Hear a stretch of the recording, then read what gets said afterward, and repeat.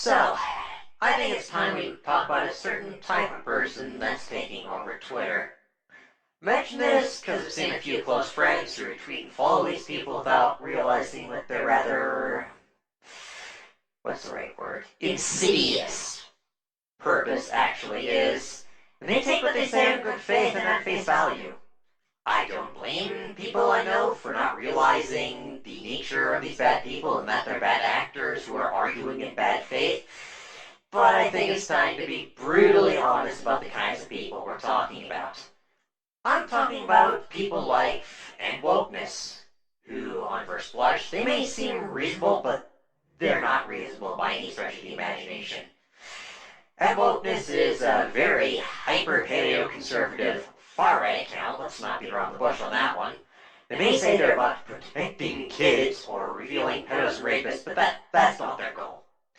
End Wokeness's actual intentions are to reasonably punish people that any sane person would say needs to be punished.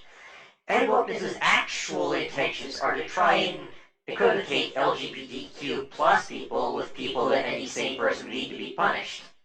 What they're doing is simple propaganda. And the point of propaganda is to seem reasonable at first, and then to make you stop thinking. You know who you are, I'm mentioning specifically when I give this particular example, and by no means do I intend to be mean-spirited towards you when I bring this up, since you are a friend of mine.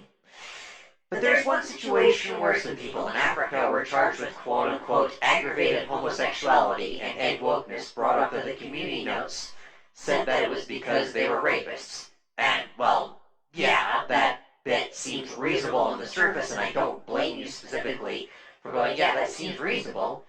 You gotta remember, out of the context of what End Wokeness does and what that account actually does all the time, it's just ammunition that he's using for an ulterior purpose. You must remember, he's a career homophobe who wants LGBTQ plus people to be socially, politically, legally, and otherwise discriminated against. He doesn't just want these types of dangerous people that even the community don't want around to be outed. He thinks that if you're not cishet, you are a rapist, you are a child molester, and all kinds of other horrible stuff.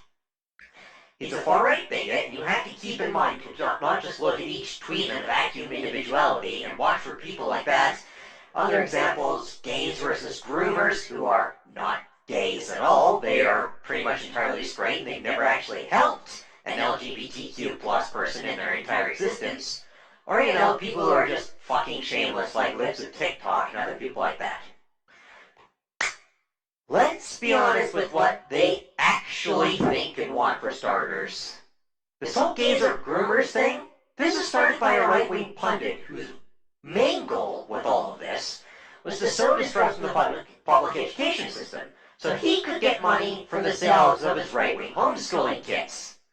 The fact that lives and safety of people are put in jeopardy by his actions is basically just unfortunate collateral damage. These people are the sacrificial goat, for the greater goal that he had trying to actually indoctrinate children into his own right-wing bigoted belief system that hates people for being different and to make himself money at the same time. The reason these types of right-wingers hate the public education system is they have a very strong traditionalist, anti-intellectual, anti-science, pro-theocracy stance. What they want isn't to protect children from indoctrination. What they want is to be the indoctrinators themselves. After all, if children learn actual facts that don't line up with their parents' wrong beliefs, it can't be that the parents are wrong, can it? No, it must be a leftist cabal of literally everyone who knows better. Clearly. Because that's how things work.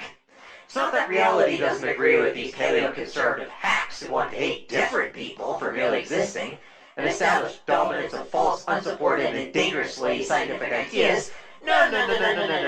It's the side with the facts that must be evil or something. So, what's the moral of the story? Be careful whose voices you're amplifying. You have the right to retweet anything you want, but do keep yourself aware of the underlying agenda you may fundamentally disagree with. but you may unwittingly be helping out in all of this. So,